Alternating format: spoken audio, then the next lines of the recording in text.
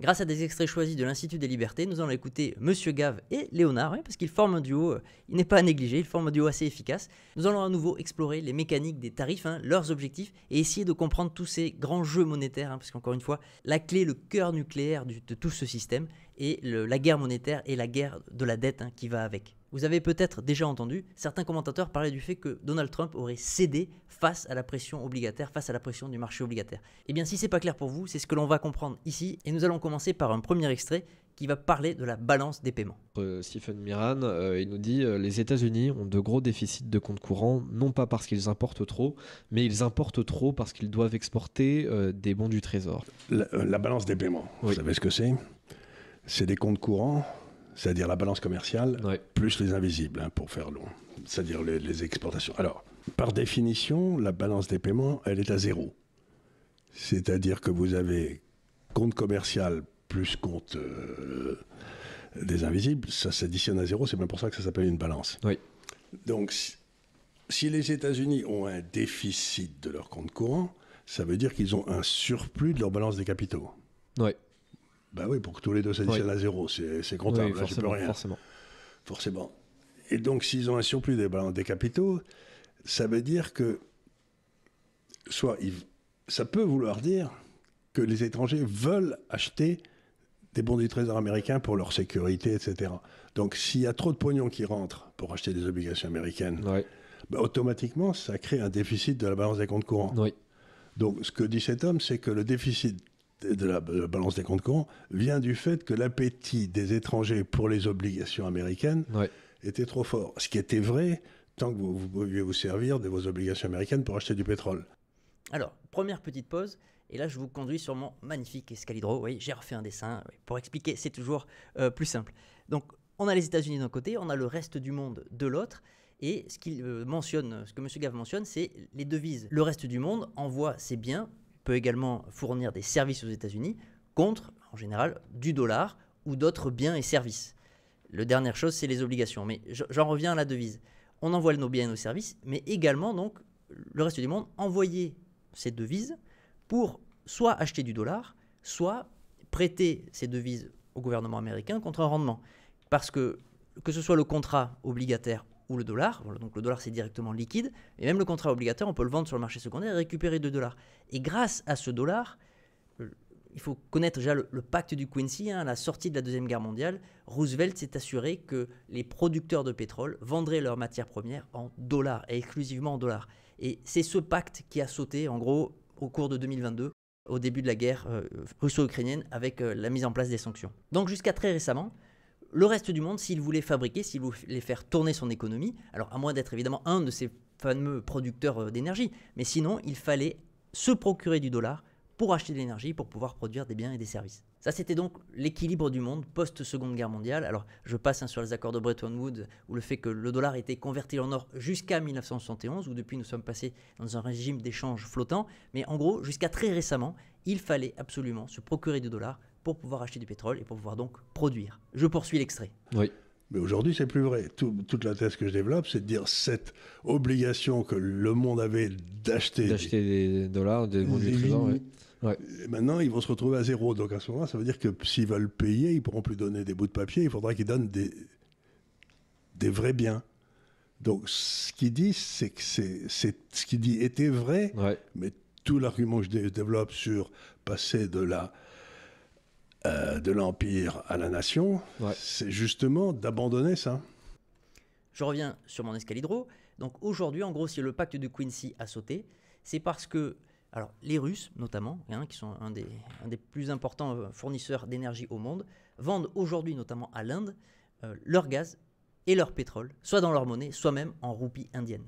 En Chine également, il existe également des contrats, notamment avec l'Arabie Saoudite, où elle peut acheter son pétrole en yuan renminbi. Alors, au niveau des flux, le dollar reste encore majoritaire. On parle ici de mécanismes qui vont mettre des années, peut-être même des décennies à se mettre en place. Quoi qu'il en soit, on peut considérer que nous sommes au début de la fin du dollar, monnaie de réserve mondiale, même si, je le répète, ça va prendre des années. Mais si l'on se reporte donc au niveau gauche de mon magnifique dessin, vous voyez que le reste du monde va apporter aux États-Unis moins de devises. En retour, les États-Unis auront à fournir moins de dollars, mais surtout moins d'obligations, moins de prêts. Et ça, potentiellement, c'est ce qui peut les mettre en difficulté, car, je le répète souvent ici, mais les États roulent leurs dettes, souvent ils remboursent le principal en effectuant un nouvel emprunt sur les marchés, et donc si tout d'un coup la demande pour les obligations des États-Unis chute, c'est le renouvellement, le refinancement de la dette qui pose problème.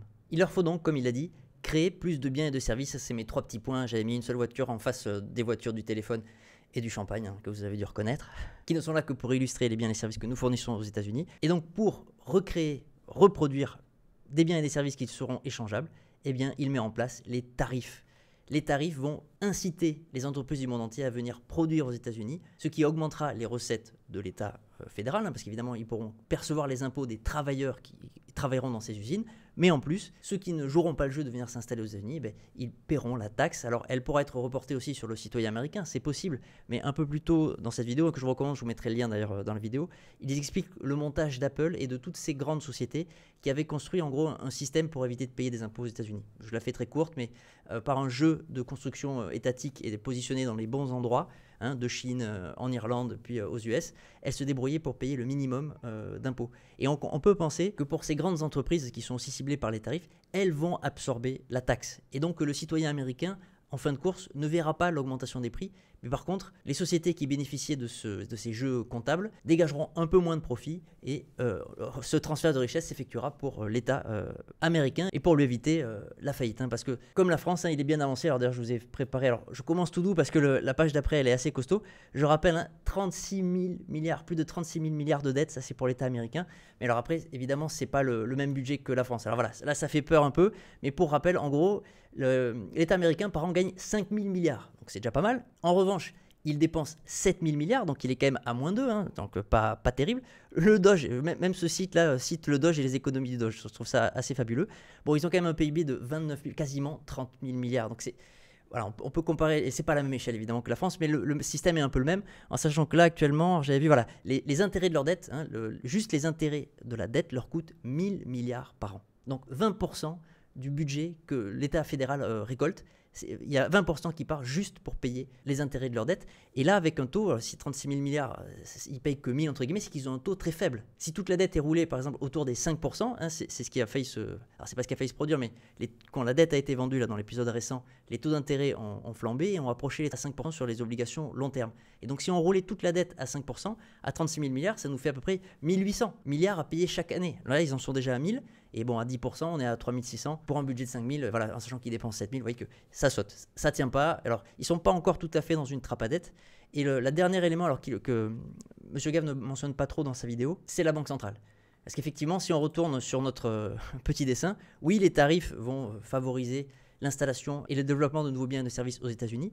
Ça va ramener une manne, évidemment, au niveau de l'État fédéral. Mais en dernier recours, ils auront toujours également la possibilité d'imprimer des billets. Alors aujourd'hui, ils disent d'augmenter le bilan de la Banque centrale, mais s'ils ont besoin de cash ou s'ils ont besoin de financer la dette, ils pourront l'autofinancer, donc en augmentant la masse monétaire, et on en revient donc l'inflation à l'augmentation de la masse monétaire, qui conduira tôt ou tard à une réaugmentation des prix. Deuxième extrait. La chose, maintenant, ils vont être obligés d'exporter des vrais trucs. Oui, mais justement, pour pouvoir exporter des vrais trucs... Mais il faut d'abord commencer par se réindustrialiser. Ouais.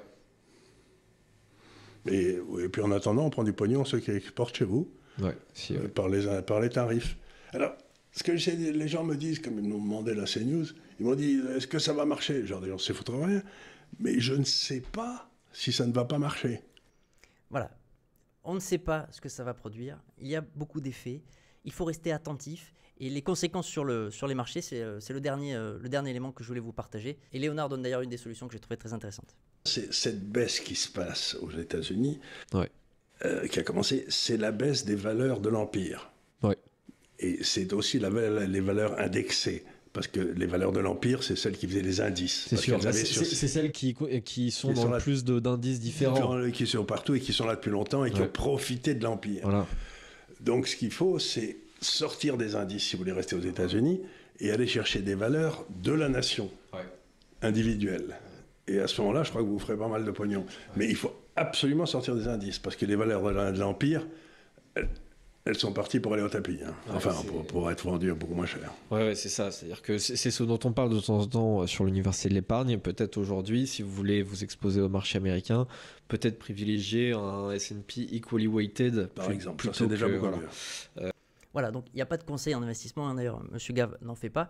Là, il parle à titre d'exemple. Et Léonard précise, donc voilà, le S&P Equally Weighted, c'est la pondération des 500 entreprises dans l'index. Il y a différentes façons de pondérer le prix, en gros, des 500 meilleures entreprises. Soit c'est par la capitalisation, soit c'est à part égale sur les 500. Et donc forcément, lorsque ce qu'il appelle les entreprises de l'Empire, hein, donc Apple notamment, qui bénéficiaient de ces jeux comptables et de ces installations, vont plus souffrir en termes de capitalisation, car elles vont très probablement redistribuer une partie de leurs profits aux États-Unis. Elles vont donc diminuer de façon mécanique leur rentabilité, même si je ne suis pas inquiet ni pour Apple, ni pour Microsoft, ni pour tous les autres.